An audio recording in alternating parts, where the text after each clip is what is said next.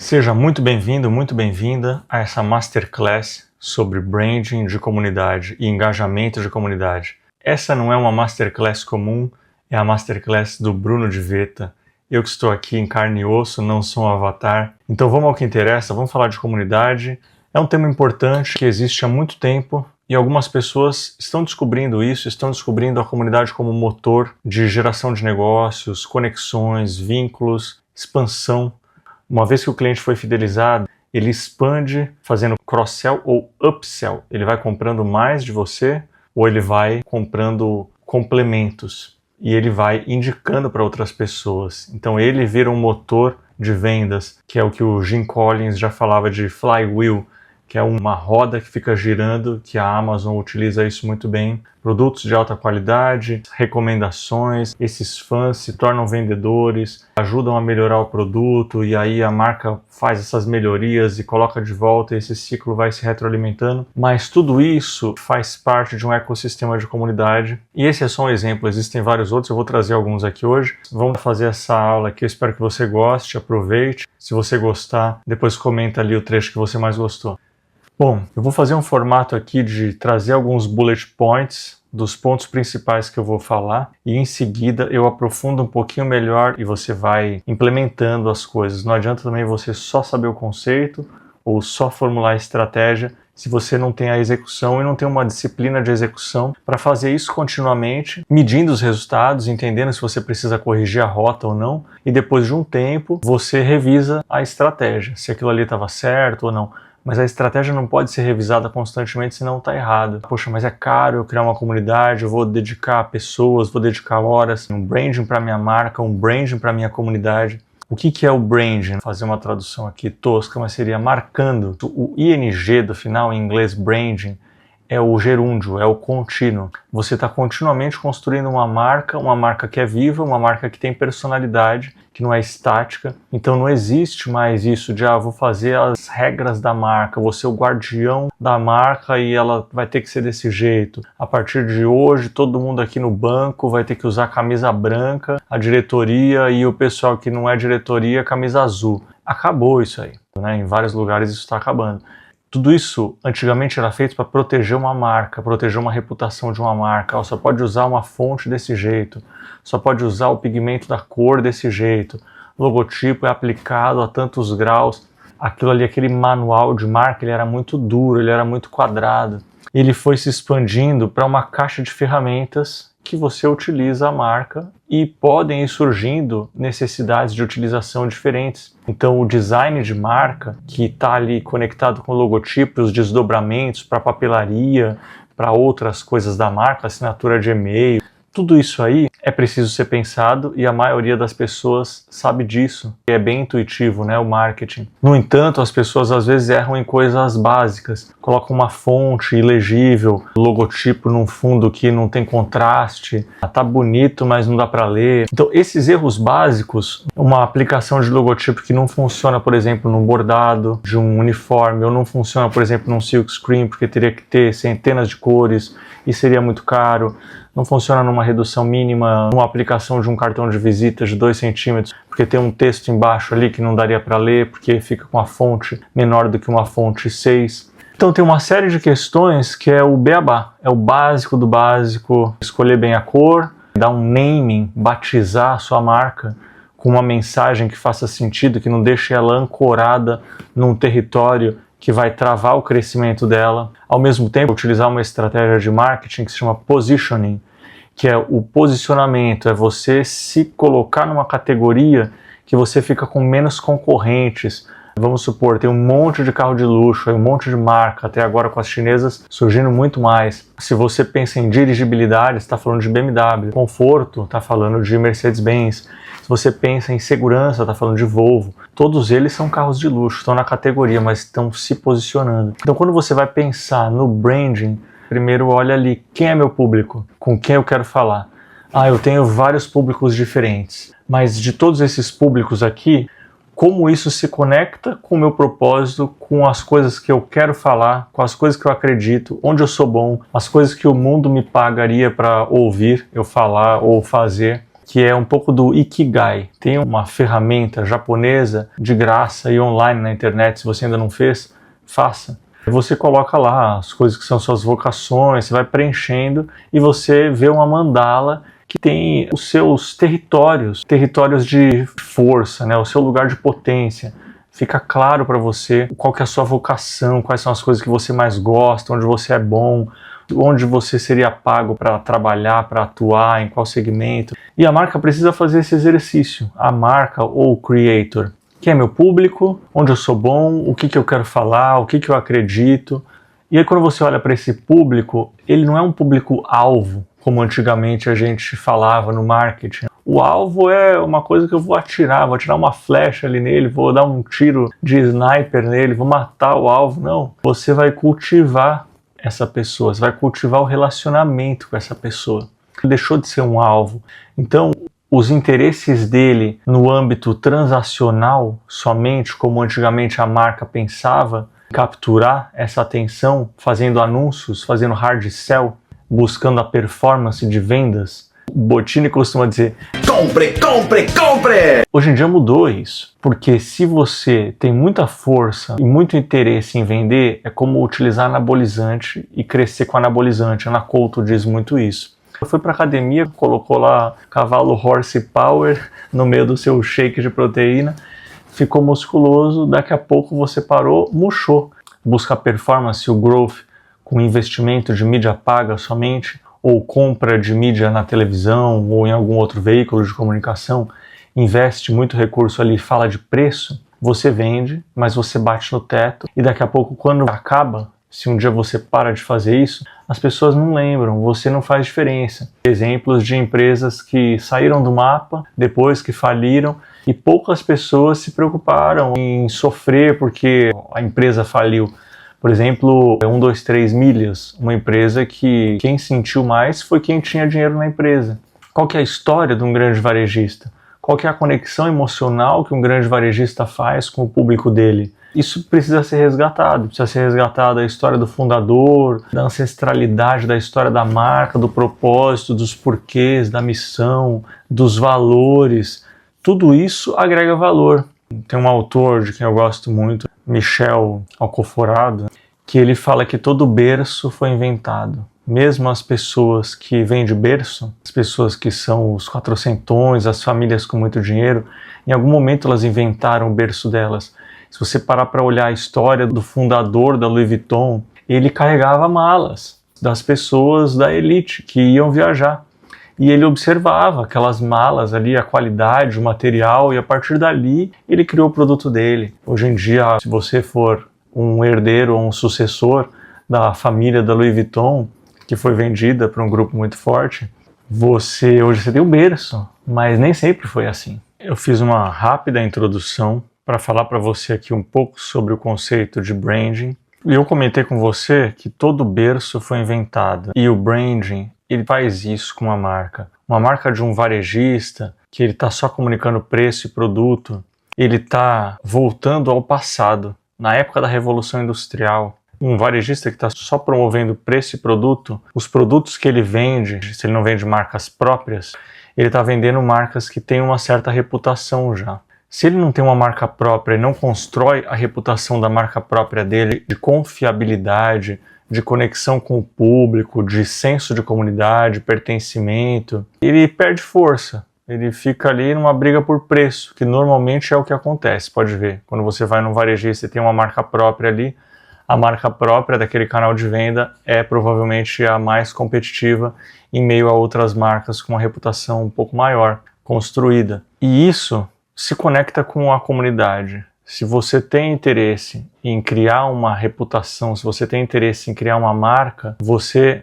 expandir essa marca para uma comunidade, não só para o que a comunidade pensa como compra, desejos transacionais, mas desejos que estão englobando aquele indivíduo, o que está gravitando ao redor da vida daquela pessoa, quais são os anseios dela, o que ela gosta de fazer, quais são os sonhos, quais são as metas. Sua marca, às vezes, ela não está concorrendo com concorrentes diretos.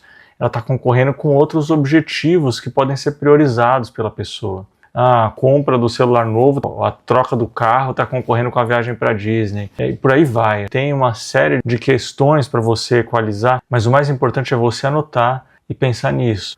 Com quem você está falando, qual é a sua história, como você se conecta com esse público, se a sua marca ela tem um logotipo, ela tem uma identidade, se ela está aplicada de forma certa, se ela tem uma sonoridade adequada, se ela está significando alguma coisa. E quando eu falo de significar alguma coisa para o público, eu estou me referindo aqui às nuances semânticas. O que é a semântica? É tudo que está gravitando ao redor daquele significado. Quando você busca alguma coisa no Google, ele faz uma busca semântica ao redor de todo aquele significado.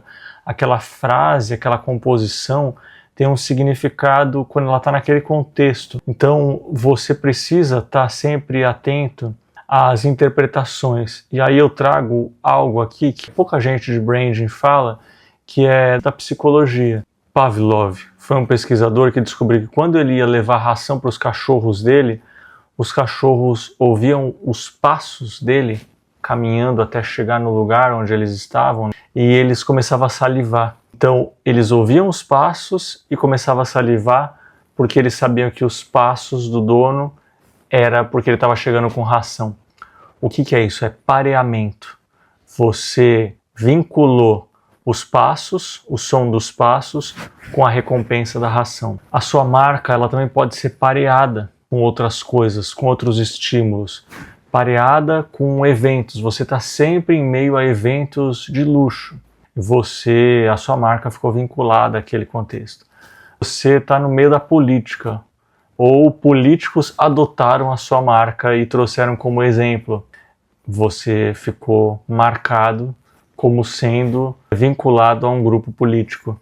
Então, tem muitos exemplos que a gente pode trazer, mas é importante você intencionalmente pensar com quem que você está se vinculando, em quais cenários, em quais contextos, em quais ambientes você está se colocando com a sua marca. Feita essa introdução, vamos aprofundar um pouquinho mais em branding de comunidade. Eu vou começar aqui separando o que é branding de comunidade e o que não é. Depois a gente aprofunda um pouquinho mais, porque essa repetição vai ajudar a digerir os conceitos. Comunidade é diferente de audiência. A audiência assiste, comunidade participa, ela cria e ela se reconhece. O branding de comunidade ele é igual a uma associação com vínculos entre pessoas mediadas por uma marca ou por uma pessoa, que pode ser um influenciador. Aqui eu vou falar marca, eu estou falando da pessoa influenciadora, eu estou falando da marca produto.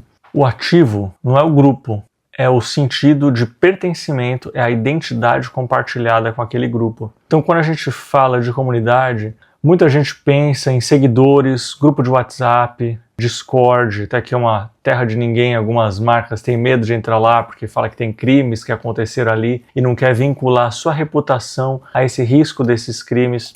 Só que várias redes sociais já tiveram também vários outros crimes, então elas também são reguladas, também correm riscos.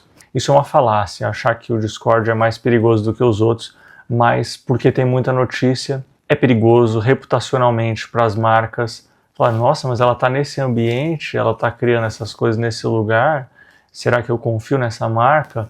Diga-me com quem andas, eu te direi quem és. Então tem muito essas questões que eu já mencionei aí do pareamento, da vinculação e da semântica. Quando você fala de WhatsApp, por exemplo, aquilo é só o lugar, é só o canal. A comunidade é quando as pessoas se reconhecem entre si por causa de uma marca, uma causa, um estilo de vida. A marca vira um catalisador social e esse é o segredo. A audiência é diferente, ela consome passivamente. No máximo ela manda DM. A comunidade não. A comunidade, ela cria um elo, ela cocria, ela defende, ela recomenda, ela puxa a orelha quando alguém está fazendo alguma coisa que foi diferente do combinado ou diferente do que foi prometido. Na prática, o branding de comunidade é construção intencionalmente das associações que as pessoas fazem. E elas fazem isso de um jeito que gera pertencimento real, não só alcance. A métrica final não é curtida, é vínculo e continuidade. Agora eu vou falar de 3 marcos, 3 características que comprovam que a comunidade se formou. O primeiro deles é a consciência tipo Witness. O que é isso aí? Eu já vou te explicar. O segundo são rituais, que são práticas repetidas que reforçam a identidade daquela comunidade. O terceiro é a responsabilidade moral dos membros da comunidade. Eles se ajudam, se protegem, o grupo se ajuda. Então, como eu sei se esse não é só um grupo de gente reunida e é mais do que isso, é uma comunidade? Quando eu olho para esses 3 indicadores clássicos, we-ness, deixa eu fazer uma desambiguação aqui. We-ness é diferente de wellness, de bem-estar, né, que é um mercado de bilhões de dólares, um mercado gigante no mundo, onde tem academias de ginástica surgindo e bem-estar, well-being. We-ness é quando as pessoas se identificam como parte de algo. A galera da marca X, os adoradores de Nutella. We-ness significa nós-idade. É quase uma broderagem, um conceito de brotherhood. É um conceito que descreve uma sensação de unidade, de identidade compartilhada e interdependência entre os indivíduos, especialmente em relacionamentos focados no nós em vez do eu. E é crucial para a construção de equipes coesas, também relacionamentos saudáveis, no suporte mútuo, no propósito comum. Isso aí está muito presente dentro de empresas também, num ambiente de colaboração e sustentabilidade. O segundo fator que eu já mencionei aqui, né, os rituais, são linguagens próprias, eventos, desafios, forma de apresentar um produto, memes e piadas internas. Se você entendeu é porque você já está dentro. Se você está participando, você de fato... aquilo ali não é só um grupo de pessoas reunidas, é mais do que isso. E abrindo um parênteses aqui, é muito interessante como expatriados criam comunidades, né? Comunidades fortes. Eu me recordo de uma época que eu tive contato com algumas comunidades dessas e eles constroem laços familiares, porque todos eles têm muitas coisas em comum. Eles estão longe de casa, eles têm saudade da cultura deles, então eles se reúnem, se ajudam, celebram juntos, vivem marcos muito interessantes. O terceiro ponto, como eu já trouxe aqui, né, responsabilidade moral. Quando o membro ajuda o outro, orienta os novatos, existe uma ética de grupo aqui. E aí acontece uma mágica muito interessante. Quando esses 3 ingredientes, esses 3 pilares estão juntos, a marca economiza muito esforço para divulgar as coisas, porque a comunidade vira um meio de transmissão poderoso. Agora eu vou falar de um outro assunto que é o motor de engajamento, que é o valor criado em conjunto. As comunidades fortes, elas criam um valor com a ajuda entre membros. Tutoriais, templates, reconhecimento, status, respostas atenciosas, chamar pelo nome, agradecer, né, gratidão por aquela pessoa estar dando a contribuição dela. E isso é um mediador que faz. Então os conteúdos, né, os significados, são as histórias contadas, o pertencimento, a pessoa ir se abrindo ali aos poucos na comunidade, vai interagindo. Às vezes você faz parte de uma comunidade, tem algumas pessoas ali que estão meio que monopolizando o diálogo, elas estão interagindo mais e às vezes isso inibe outras pessoas de participarem. Mas é muito interessante porque se você vai por um caminho de julgamento, de olhar e falar assim, essa pessoa está querendo se aparecer, ou essa pessoa é muito vaidosa, ou essa pessoa não larga o osso, ela quer comprovar que ela está sempre certa. Esses locais de pré-julgamento impedem você de participar de uma comunidade e de gerenciar bem uma comunidade. Se você for lá e perguntar para essa pessoa por que ela está se engajando, você vai provavelmente descobrir coisas muito interessantes, do tipo, ela vai te dizer que aquela comunidade é um ambiente para ela se testar, para ela testar os argumentos dela, para ela aprimorar a oratória dela, por exemplo.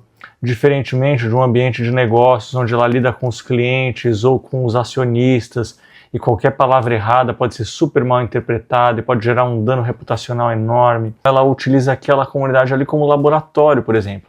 Ela não está se aparecendo, ela não está não largando o osso, ela não está querendo comprovar que ela está certa o tempo todo. Ela está testando. E cada pessoa extrai um valor diferente, tem um ponto de vista diferente para estar na comunidade. Isso é fantástico, isso faz com que a comunidade seja rica de interação, seja rica de valor, de contribuição. E esse valor tende a aumentar a confiança da marca, a lealdade, né? E isso precisa ser governado, precisa ser gerido por mediadores.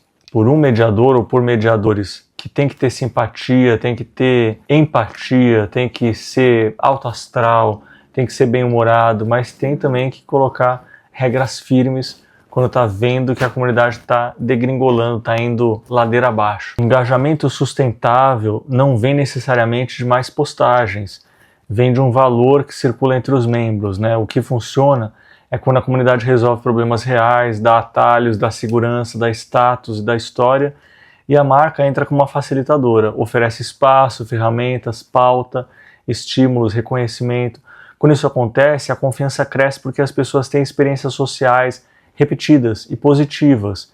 Então a marca me conecta com gente como eu, ou me conecta com pessoas um degrau acima do meu. E é aqui que eu aprendo, é aqui que eu construo. E isso gera reflexão, gera sentimento de lealdade. E não é por manipulação, é porque a comunidade vira parte do estilo de vida e da identidade daquela pessoa. Então isso é realmente muito fantástico, é quase como um serviço social que uma marca ou uma pessoa faz ao criar uma boa comunidade, nutrir essa comunidade. Agora eu vou falar de algumas boas práticas para você aumentar o engajamento na comunidade, sem forçar a barra, né? Porque isso é facilmente perceptível. O primeiro é ter uma identidade clara e ter uma promessa social. Então você precisa definir com muita clareza quem somos, no que acreditamos, para quem essa comunidade se destina, para quem ela não se destina, quem são as pessoas que odeiam os assuntos que eu falo aqui e odeiam essa marca, ou odeiam essa pessoa que é o creator que está fazendo a comunidade. É muito importante você ter clareza sobre isso, porque você entende as lutas que você quer comprar, você bate no inimigo em comum, você cria senso de propósito, você ressignifica a missão pessoal da pessoa, porque aquela pessoa, às vezes, ela tá falando que ela tem uma coisa, que ela quer algo, só que na verdade a intenção dela, o sentimento dela é muito diferente. Vou dar um exemplo aqui, às vezes você pega uma pessoa que é empresária e a pessoa tá falando, eu quero mudar o mundo.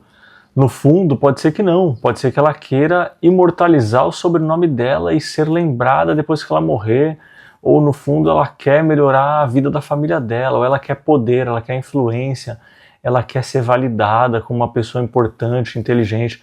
Ela pode querer outras coisas que ela não está verbalizando, às vezes ela tem até vergonha de verbalizar. Mas é importante você entender o que ela quer no fundo, o discurso que ela diz, e você diminuir esse gap. Isso é o branding para a sua marca também. A forma como você é percebido versus a forma como você acredita que você é. A mensagem que você acredita que você transmite versus a mensagem que as pessoas estão percebendo de verdade que você transmite. Então, você ouvir esse feedback, entrevistar essas pessoas, fazer a lição de casa, fazer pesquisa focus group, pesquisa qualitativa, ouvindo atenciosamente e anotar essas coisas e perguntar mais, fazer a pergunta em escalada, né, os porquês em escalada. Se você fizer 5 porquês, o porquê do porquê, o porquê do porquê do porquê, o porquê do porquê do porquê do porquê, você vai chegando em causas raízes muito profundas. Eu já fiz entrevista com pessoas fazendo essa pesquisa em escalada, eu descobri que porque a pessoa estava lá porque ela queria ser reconhecida pela mãe dela. Era um negócio que nem ela sabia, não estava no consciente, estava no subconsciente, foi puxado para o consciente. Por meio da verbalização, por meio de um gatilho do tipo, a pessoa fala a primeira coisa que aparece na cabeça dela. É muito importante você saber essas coisas, ou você ter uma intuição dessas coisas, porque você diminui esse intervalo entre o que as pessoas esperam e o que elas recebem, essa diferença, essa lacuna. E você também diminui a diferença entre o que as pessoas enxergam da marca ou da comunidade e o que a comunidade de fato está entregando. É importante fazer avaliações periódicas, pedir como a gente pode melhorar, o que mais vocês gostariam de ver aqui, o que mais vocês gostariam de ouvir. Então eu falei de você definir quem você é, no que você acredita, para quem não é, o que as pessoas não gostam. É importante você definir também a linguagem, né, os nomes, os papéis, as vitórias, os desafios dessas pessoas. E a comunidade cresce muito quando a identidade é simples de repetir. Se a pessoa não consegue explicar em uma frase o porquê que ela pertence àquela comunidade, ela vira só espectadora. E espectador é audiência, né? A audiência não cria, não cocria, não interage. Eu vou trazer um outro exemplo de comunidade aqui, que foi uma que eu criei uma vez, é um case meu de carreira, né? Trabalhei um período na Serasa Experian e lá cuidava de uma carteira de muitos clientes. 75 mil clientes SMBs, Small Business, empresas PME, pequenas e médias empresas com faturamento grande, faturamento de até 300 milhões ano, e elas eram classificadas dentro dessa categoria, e não sei se isso já mudou ou não. Elas tinham um range de faturamento, então algumas tinham serviços recorrentes que contratavam e pagavam R$250 por mês, outras pagavam 60 mil reais por mês, ou mais até. Em determinado momento, subiam para outra categoria que era Large Accounts. O que eu fazia, junto com o time de sucesso do cliente, e junto com o time de produtos, engenharia de produtos e vendas também, a gente analisava perfis de clientes que eram interessantes, que tinham uma recorrência de compra ou que estavam no pipeline para comprar e ainda não haviam comprado, não tinham decidido. Chamava todo mundo para participar de um evento. Na credencial da pessoa, colocava uma bolinha ali verde, a pessoa já tinha ativado o produto. Uma bolinha de outra cor, a pessoa estava considerando ativar o produto, bolinha preta, por exemplo. E aí eu juntava ela num grupo de alguém que já tinha ativado o produto. E eram todos CFOs, por exemplo, de empresas grandes. Todas essas pessoas, quando elas sentavam nas mesas, a gente montava uma sala grande lá, colocava mesas com 10 pessoas cada uma e colocava um facilitador. Essas pessoas conversavam com os pares delas que eram concorrentes no mundo laboral, no mundo ali do trabalho, eram concorrentes diretíssimos, de empresas concorrentes, mas ali eles eram pares amigos. Eram pessoas que tinham um senso de comunidade, viviam as mesmas dores, os mesmos problemas, tinham as mesmas dificuldades. E aí eu fazia com o pessoal, junto com a minha equipe, algo que a gente chamava de Inception. A gente mapeava todas as etapas da jornada da pessoa, até chegar na jornada de compra, depois na jornada de utilização do produto, adesão, fidelização, o que ela estava vendo de dificuldade. Mostrava telas de produtos para ela testar, para ela sentir o que ela estava enxergando ali de problema, se fazia sentido mesmo para ela, se ela via valor mesmo. Se ela visse valor, o time de produtos puxava aquilo ali para dentro do roadmap, que era a esteira de produção, ia desenvolvendo com muito mais afinco e aquele produto nascia já tendo adesão, tendo interesse, tendo mais potencial de ser vendido, ser vendável. E a gente chamava esses grupos para outros eventos, para almoço, e esse pessoal ia ainda, estava sempre engajado. Importei isso de um conhecimento de gestão de comunidades web. Tem até algo interessante de se fazer, que é se você chama, por exemplo, para um flash mob, um grupo de pessoas, um grupo grande de pessoas, influenciadores, creators. Uma parte desse grupo aceita, e aí no dia tem uma quebra, como a gente chama de evento, né? A quebra são as pessoas que não foram, não compareceram. Um grupo foi. Aquele pessoal que foi, tem algo diferente ali. Se você lembrar bem daquelas pessoas, coloca uma estrelinha nelas e chama por próximo e prioriza o convite para elas, chama pelo nome, cria uma interação, é muito provável que essas pessoas continuem indo para os eventos.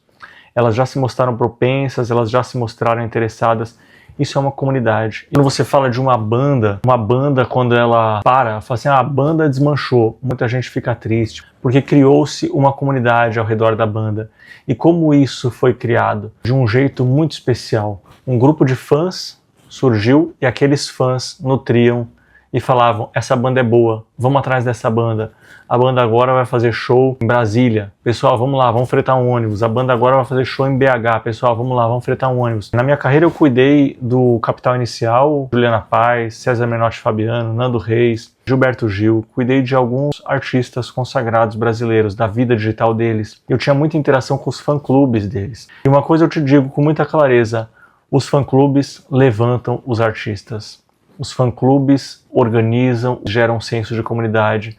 A comunidade cresce quando a identidade é simples de repetir. Se a pessoa não consegue explicar em uma frase por que ela pertence àquela comunidade, ela é só uma espectadora.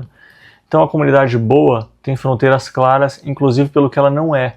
E isso aumenta a conexão. Outro ponto importante para você aumentar o engajamento das comunidades. Estruture rituais de participação, não só conteúdo. Tem gente que cria comunidade e pega e fica colocando lá, o post do dia é esse. Fixa o post lá e faz só isso. Isso é pouco para gerar uma comunidade. Tem outras coisas que você precisa fazer. Programas recorrentes, né? Desafios semanais, hot seat, review sessions, build in public. Por um tempo eu trabalhei numa consultoria que criou 9 dos 10 maiores e-commerces brasileiros. E a F-Câmara tem uma comunidade chamada Sangue Laranja, dentro do Discord. A Sangue Laranja tem um grupo de desenvolvedores. Muitos deles passaram pelas aulas, pelo processo de formação, se tornaram desenvolvedores, vários deles foram empregados pela empresa e trabalharam em projetos, trabalharam em sprint, dentro de metodologia ágil, alocados dentro dos clientes. E o mais interessante é que essa comunidade tem roteiros específicos. Então, por exemplo, toda sexta-feira, às 5 horas da tarde, tinha lá aula de inglês gratuita. E eram pessoas que generosamente contribuíam com o conhecimento delas. Faziam jogos, gamificação, dava a chance de outras pessoas aprenderem, corrigiam. Isso é puro senso de comunidade. Toda segunda-feira tinha webinar convidando alguma pessoa, algum desenvolvedor para falar sobre uma tecnologia nova, um conhecimento novo, alguma boa prática que estava acontecendo, uma ferramenta. Enfim, isso é comunidade. Outro fator importante para você gerar engajamento é o onboarding. É você receber as pessoas. Então, primeiro post guiado, apresente-se, comece por aqui. Você pega na mão daquela pessoa que acabou de entrar e faz com que ela comece a aderir mesmo. Aquela coisa, essa primeira postagem dela, se apresenta e coloca o link do seu LinkedIn. Isso aí já gera conexão, gera engajamento. E as pessoas, obviamente, se promovem, elas têm esse senso, né, natural aí de apreciação e estima. Agora, tem um erro comum, que é achar que engajamento vem do conteúdo. O conteúdo ajuda, mais o ritual que cria memória, que cria pertencimento. Agora eu vou falar de outro ponto importante para você gerar engajamento. A cocriação guiada, com limites, né? Peça contribuições específicas, como um template, demonstra ali um começo, meio e fim, um roteiro para a pessoa seguir. Pode ser um antes e depois, pode ser um feedback de alguma coisa. Tem influenciadores e marcas olhando para comunidades como motores de engajamento puro, né, para publicações e canais sociais como o LinkedIn, pedindo comentários e interações. Isso funciona até a página 15. Se as pessoas não tiverem protagonismo também, o espaço delas, se sentirem valorizadas, elas desengajam. É importante você reconhecer publicamente também, então você pode fazer rankings, badges, fornecer algum acesso antecipado, algum acesso privilegiado para a pessoa mais participativa. Eu gerenciei por um tempo todos os canais sociais da Chevrolet América Latina pela W Macan. Tive a oportunidade de trabalhar com o Washington Oliveto, um cara fantástico. E o Washington, ele havia feito uma parceria, uma joint venture com uma outra empresa. Na época, meados de 2008, a Chevrolet quase faliu e o governo dos Estados Unidos ofereceu um aporte financeiro para salvar a empresa. E ele estabeleceu algumas regras. Uma delas é que ela tinha que restringir bastante o número de agências de publicidade que cuidavam das contas dela. Essa agência, né, foi criada junto ali pelo Washington Oliveto, era a Commonwealth. Eu ajudei a montar a operação do Brasil, recrutar as pessoas para fazer parte da operação brasileira, da Commonwealth, o Hub, que depois cuidou de América Latina inteira, né, estruturou toda a operação América Latina. Na época a gente falava muito de guardião de tom de voz da marca, criação dos canais proprietários, refação de todo o ecossistema web, dos sites, as landing pages, unificação, para fortalecer a parte de SEO, né, que é o Search Engine Optimization. E algo que era muito importante, que funcionou primeiro bastante em Brasil, que eu fiquei responsável por Brasil, depois eu acabei assumindo a América Latina, era me aproximar dos fãs. Então, como eu já havia trabalhado com as bandas e artistas e os fã-clubes, eu entendia a necessidade de criar o relacionamento com os seguidores, construir esse relacionamento. Uma coisa importante para você fazer para construir esse relacionamento é você responder atentamente os comentários das pessoas. Se a pessoa comenta, faz alguma coisa, você faz um comentário atencioso por cima, traz um ponto importante sobre aquela pessoa. Enfim, se tem algumas pessoas ali que estão comentando com mais frequência, aquelas pessoas são diferenciadas. Elas estão num patamar de fã, de fidelização diferente, a contribuição delas é diferente. Se você pedir para elas enviarem fotos delas com o produto, muito provavelmente elas vão enviar. Isso é User-Generated Content, conteúdo gerado pelo usuário. Isso é feito em vários lugares, são participações, são mecânicas promocionais, né, de participação. Concursos culturais. Então, se você começa a estimular essas coisas e você vê as participações acontecendo, identifica pelo nome quem são esses grandes fãs, chama para perto, começa a premiar com ingressos para Stock Car, por exemplo, a Chevrolet patrocinava na minha época ali Stock Car, jogos de futebol, chamar a pessoa que é fã de determinado jogador para ter um momento com o fã. Chevrolet patrocinava um grande festival musical importante. Eu vou sortear aqui um ingresso para o camarote aqui dentro da minha rede social. Essas coisas ativam a comunidade, essas coisas são fortes moedas de troca que fazem com que a pessoa sinta que é atrativo permanecer lá. Sem falar que algumas comunidades geram realmente oportunidades de negócio, de aprendizado, que você converte em dinheiro. Você aplica aquilo ali na prática, vende consultoria, depois vende serviço. A cocriação sem direção, ela vira confusão. cocriação boa tem pergunta certa, formato certo e recompensa certa, como eu já mencionei. Reconhecimento, acesso, relevância. Uma outra boa prática aqui é você fixar o assunto no dia, o assunto da semana em destaque, né? Mudando de capítulo aqui, outro assunto que engaja muito comunidades é facilitar a troca entre os membros, que é o famoso peer-to-peer. A comunidade, ela é viva, ela não depende só do fundador ou da marca que está facilitando ali. Daqui a pouco as pessoas começam a se conectar, começam a encontrar familiaridades, fazer amizade. E é muito comum você ver ou você criar subgrupos por objetivo, por nível iniciante, avançado, por setor, por hierarquia. Eu desencorajo você segmentar por hierarquia, não é muito inteligente segmentar por hierarquia. Outra forma de facilitar a troca é você promover mentorias leves, buddy system, e você fazer alguma coisa tipo, pergunte-me qualquer coisa, que é o famoso AMA, é o acrônimo, né?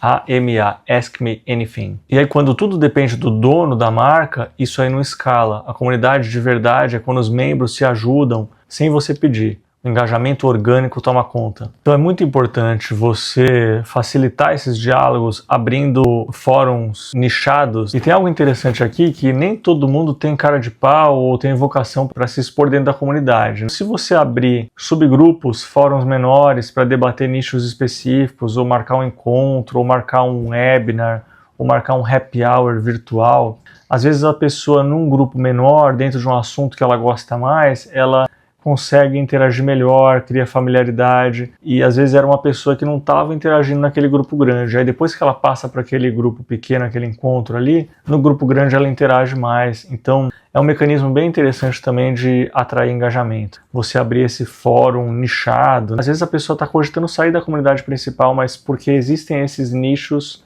ela permanece. Eu mesmo já participei, né, de grupos de afinidade que o pessoal fala aí também dentro de empresas. O grupo que gosta de filosofia, vamos pegar um autor, ou vamos pegar um livro para dissecar e falar sobre ele. Grupo de escritores, que eu tenho um livro, tenho obras publicadas. Amo fazer parte de grupos de escritores, especialmente expatriados. Mas um outro exemplo que eu posso te trazer aqui também, que acontece dentro de empresa, às vezes você está num grupo de trabalho, comunidade do seu trabalho no WhatsApp, você pergunta, tem alguém aqui assistindo o BBB ou a Fazenda? Vamos abrir um grupo separado só para quem gosta desse assunto, senão a gente vai poluir o nosso grupo aqui e vai ter gente que vai ficar incomodada.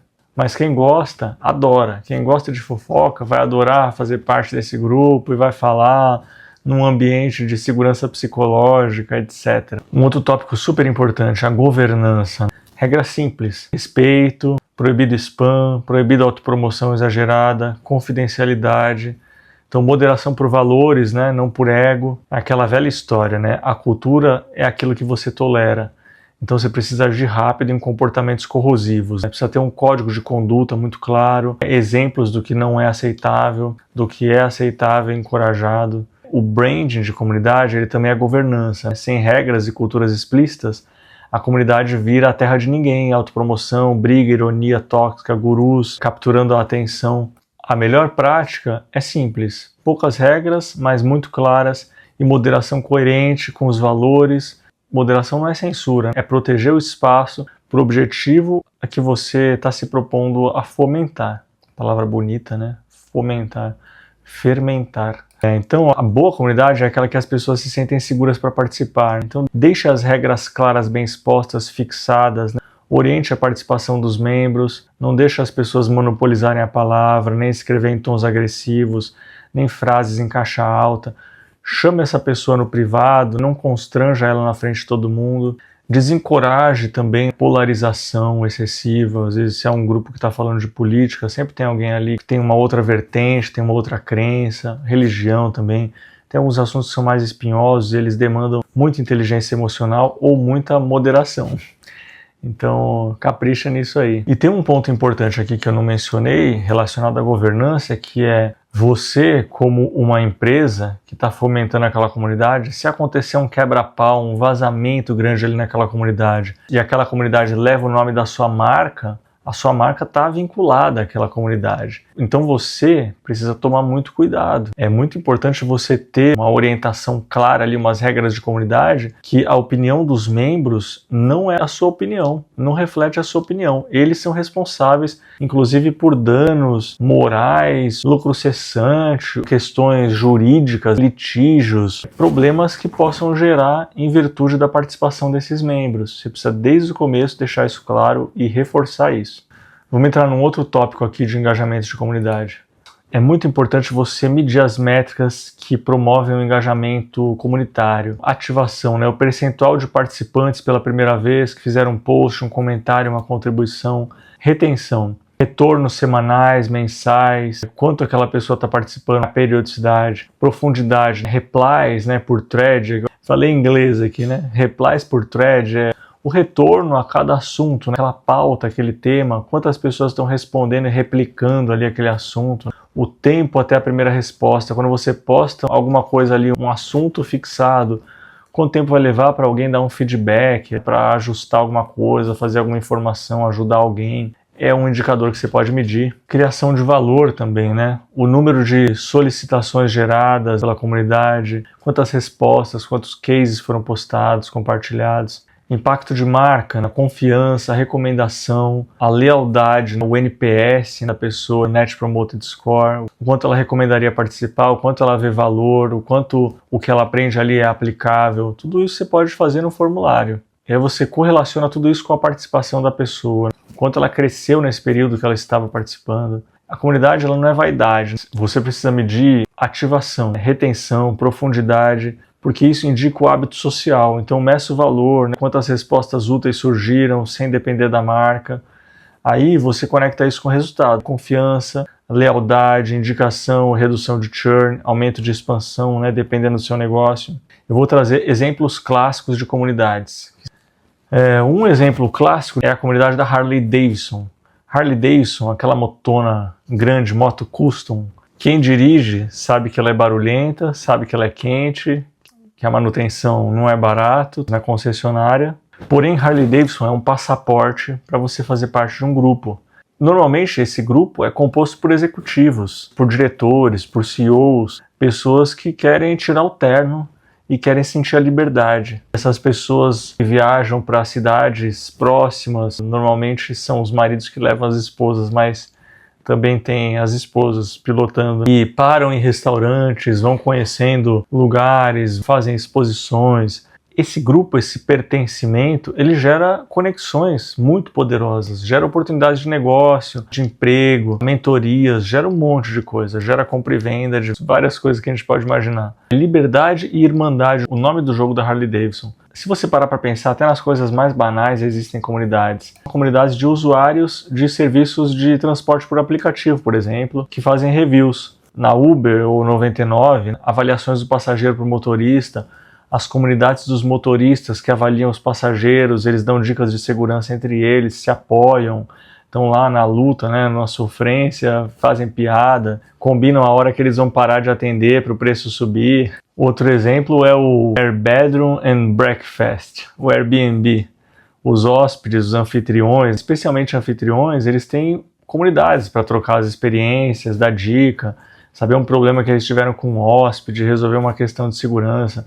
Mas os hóspedes também, eles avaliam se a propriedade é boa, não é, e existe um sentimento de confiança e de ajuda mútua. E o Airbnb, conforme ele foi crescendo, ele foi fomentando muito mais esse sentimento de experiência, com o hóspede levando para fazer uma aula de yoga, levando para fazer um city tour, uma aula de surf, etc. O que é isso? Isso é pura conexão social, isso é puro senso de comunidade, de pertencimento. Falando de esporte, a GoPro também, ela fomenta comunidades que participam de desafios, concursos, oferecem feedback sobre os recursos do produto. Tem uma comunidade famosa aí também, os ferraristas, que é o FOC, é o Clube Oficial de Proprietários da Ferrari no Brasil. É uma comunidade voltada para a celebração, paixão automotiva, reúne colecionadores, entusiastas que vivem experiências exclusivas, incluindo passeios, eventos na pista, atividades sociais como jantares. O quanto vale você pertencer a um grupo desse? Quanto vale você trocar com outros ferraristas? é fantástico. Eu poderia dizer que é muito mais valioso até do que ter o bem. Da mesma forma, a Harley Davidson. É muito mais valioso você pertencer ao grupo do que você ter o veículo. Ou a bolsa, uma bolsa Louis Vuitton, a bolsa Prada para as mulheres, que te abre o acesso, que economiza tempo de história. Se você chega pelado num lugar ou de bermuda básica, você tem que contar muita história, de onde você veio, o que você gosta, se você viaja ou não, se você é esportista, se você gosta de tecnologia. Agora, se você aparece com um iPhone último modelo, com a bolsa da marca X, um sapato da marca Y, uma camiseta, uma roupa que tem um logotipinho super discreto ali, mas que já indica alguma coisa, um óculos de sol, não sei o que lá. Tudo isso conta uma série de histórias que fazem com que você confirme aquilo que você pensa sobre você mesmo, aquilo que você está tentando externalizar para fora, o que você é e o que você sente, aquela sua história de vida, se você tem dinheiro ou não, o que você valoriza, se você é criativo, etc. Aquilo ali te economiza muito tempo. E por isso que vale a pena pagar para estar com essas marcas. Voltando lá para a caverna, quando o homem das cavernas ia caçar, e algumas pessoas ficavam dentro da caverna, normalmente a mulher cuidando ali, né, das crianças, e era multitarefa, e o homem não, ficava paradão ali, focadão, para caçar, para pegar uma presa. Então o homem tem aquela capacidade de concentração, aquela predisposição a matar o opositor ou matar a presa dele. A mulher não, é mais acolhedora. E aí a pessoa voltava para a caverna e ia contar o que ela viu ali fora. E ela explicava, e ela desenhava ali o boi. Aquelas foram as primeiras marcas que surgiram. Desenhava ali o mamute, as primeiras marcas que surgiram, que se tem notícia. Depois você vê as marcas dos faraós. Um pouco mais para frente, os artesãos assinando as obras deles. E você vê também o advento da Revolução Industrial, colocando um monte de produto no mercado, vendendo uma única vez para as pessoas. Ah, não tinha rede social, você vai reclamar para quem, né? Antes um artesão passava um mês fazendo, agora não, uma linha de montagem com máquinas com a qualidade baixa, usando produto mais barato, mão de obra infantil, péssima circunstância de trabalho, um monte de problema no meu produto, e eu vendo barato para hordas de consumidores que estavam surgindo de países conquistados por guerras, etc. E aí como é que você diferencia o joio do trigo? A marca. Vem pela marca, você vai mandar aquilo ali, você vai importar aquilo. As marcas começaram a dizer, a minha qualidade é essa. O que é a qualidade? A qualidade que surgiu lá em Cícero, no Império Romano, significa como as coisas se diferenciam umas das outras. Então você passa a diferenciar um produto pela marca que tem ali. Hoje em dia, o silêncio das marcas ficou muito mais elegante você não exibir tanto as marcas. Ainda assim as pessoas compram marcas muito caras, pagam caríssimo para ter uma marca, um produto de uma marca que você não vê qual é a marca. Mas o fato de eu saber que eu estou usando aquela marca, para mim, no meu subconsciente ou no meu consciente, a experiência é forte. Então é isso. Retomando essa digressão aqui gigante, falei de Harley Davidson, dos encontros, dos rituais, da identidade. Lego, né? Lego fala muito de cocriação, né? Os fãs adultos, muito mais do que eles comprarem, eles criam novos produtos. No portal Lego Ideas, você consegue colocar lá propostas de produtos.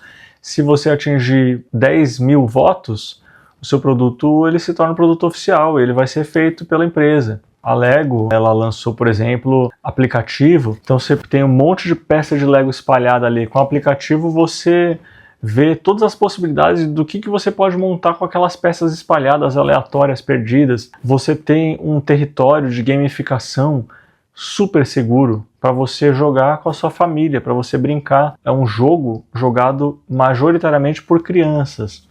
Então é um ambiente super seguro, à prova de riscos, né? De mensagens maliciosas e de questões aí que a gente vê em outras redes sociais. Então é genial a comunidade que eles criam. Eles criam valor, eles agregam realmente diferencial. Quem não se lembra do pessoal caçador de Pokémon, né? A coqueluche que deu de pessoas indo na rua com o celular na mão, pegando no vento ali, senhoras, pegando para os netos com 3, 4, 10 celulares, a gente vendendo Pokémon no mercado informal, uma loucura, né? Na comunidade da Sephora, Beauty Insider, trocas de rotinas, tutoriais, status, nichos específicos sobre cuidado de pele, cuidado de cabelo. Apple também quer mais do que Apple fã. Eles se sentem parte de um ecossistema exclusivo, uma vanguarda muito forte com a marca. A identificação com a marca ela é tão forte que o público defende, promove os produtos voluntariamente. Se você perguntar para uma pessoa que tem um iPhone e um tablet, um Apple Watch, o que ele acha que você deveria fazer, ele vai te dar 1 zilhão de argumentos, porque é melhor a navegabilidade, porque a segurança é melhor, porque é baratinho para você comprar mais espaço, etc. E você envolve toda a família, e aí você não vai querer sair mais, nunca mais. E de fato esse ecossistema ele é feito para blindar a sua saída, né? É feito para você consumir cada vez mais aqueles serviços, aquelas soluções. Um competidor ali da Apple, né, Microsoft, também tem uma comunidade muito forte dos experts que ensinam sobre os produtos e eles também são beta testers, eles recebem benefícios, recebem antes de todo mundo o produto para testar. É uma comunidade de especialistas que explicam os produtos, testam versões, recebem benefícios.